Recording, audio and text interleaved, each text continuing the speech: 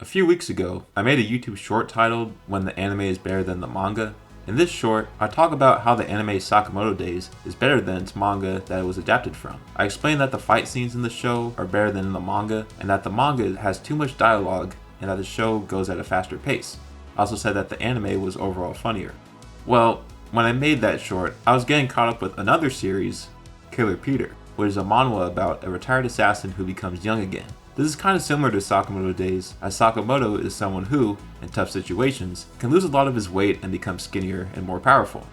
Now, I gotta say, Killer Peter is an amazing series, and if you want to know more about it, I posted a short talking about it on my channel titled After this 70-year-old assassin gets killed, he's reborn as his younger self, but I'll also post a link to that in the description. But besides that, I was thinking to myself, what if I gave Sakamoto Days another chance? Since Killer Peter was so good, I can't dislike Sakamoto Days because of the type of the story.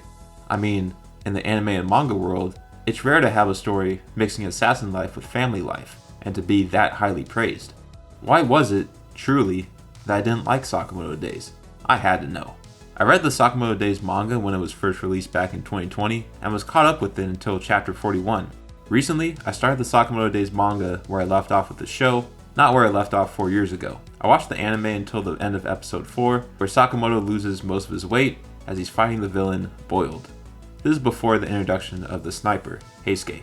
As I'm reading the manga, I'm understanding more of what's going on, and the story starts to take more of a serious turn. I get to the part where Lu Wutang tries to take Lu Xiaotang back with him. I get to the part where the JA was attacked and the Order was introduced. But the point where the series got good, at least for me, was when the main antagonist, Kei Uzuki, was introduced. Now, I know Uzuki was introduced way earlier in the story, but there wasn't enough coverage on him to really know who he was. In the earlier parts of the story, Kashima, aka the guy with the deer mask, was considered one of the main villains, but he wasn't all that interesting to me, and wasn't as appealing as Uzuki was. Well, I later found out that Kashima is actually a supporting character to the main antagonist. So why was it that when I read this series years ago, I decided to drop it? Why did I give this series hate that it didn't deserve? Well, that was because I thought it was some kind of a repetitive story, where in every chapter, or in every couple of chapters, there would be an assassin on the hunt for Sakamoto due to his large bounty, and they fail to kill him, and in turn, they stop being an assassin. The whole tone of the story seemed very relaxed at the start, and at the time, that wasn't what I wanted to read, since there's other Shonen Jump series like that out there.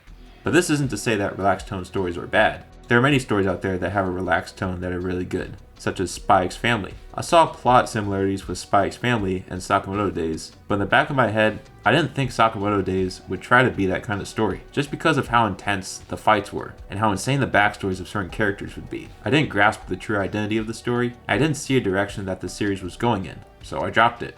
As I get to the later chapters in my most recent read, I start learning more about Sakamoto's history at the JCC, and how he, Nagumo, and Ryo Nakao were great friends. And let me tell you something. The JCC arc, where Shin and Sakamoto try to get into that school to learn more about Uzuki, is where this story went from okay to really good. I'm not going to spoil any of the details, because if you haven't read the story up to that point, trust me, you will be really surprised by what happens. From then on, the series gets more intense tone-wise, and more of Sakamoto's past is revealed, as his road to becoming an assassin was way more violent than his life currently. I really like Sakamoto's character, but the character that I was more focused on was Uzuki. As we learn more about his character, we notice that he was never always the bad guy. He was someone who was taken advantage of at a young age, as he was in an orphanage that trained their orphans to become assassins, and he had to do many wrong acts in order to save his friends there. Later on, he had to embrace his bad side by forming his group called Slur.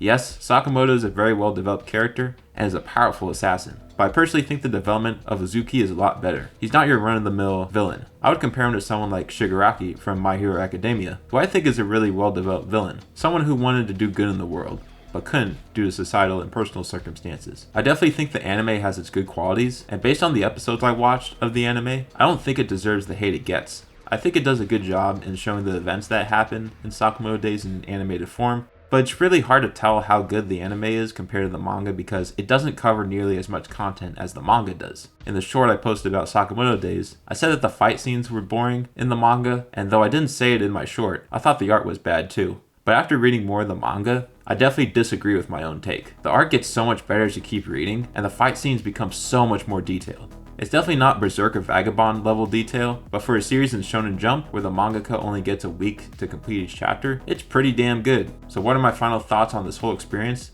Is there anything you can learn? Well, if you look at the ratings of a series and you see ratings of at least 8 out of 10, expect that there's some quality of that series that draws people in. It may not be apparent in the beginning, but as you keep reading, you will find it. And that's what's going to determine if you'll enjoy the series or not. So, in short, if a series is highly praised by its audience, there's a reason why that is. And when I read the series a few years ago, it was clear that I didn't find that reason with Sakamoto Days. And in general, if you're watching a show or reading a story and you suddenly lose interest, before dropping it, give it another chance. Either reread or rewatch some portions, or take a break from it if there's something else you want to watch or read at the moment. Remember, there's no time limit for the enjoyment of media. And if you continue to not like the story after that, well, then you can do whatever you want at that point. That's going to be it for this video. If you're interested in reading Sakamoto Days, you can read it on the Shonen Jump app. Great series, and definitely one of my favorite weekly Shonen Jump series. I hope the anime can keep on going and can match the intensity of later chapters as it starts to adapt them. It would suck to see a show like that only get a few episodes, only covering a quarter of the manga. And for anyone who has read the manga or watched the anime, what do you guys think about it? If you read the manga and watched the anime, which one do you think is better? At this point, I would personally say the manga is better. I love how well the animation was with the start of the story, but because the manga goes on longer and covers more key details of the story, I'll have to take that side for now. But what do you think? And if you like this video, consider giving this video a like and subscribing if you haven't already. And until then, I'll see you all in the next one.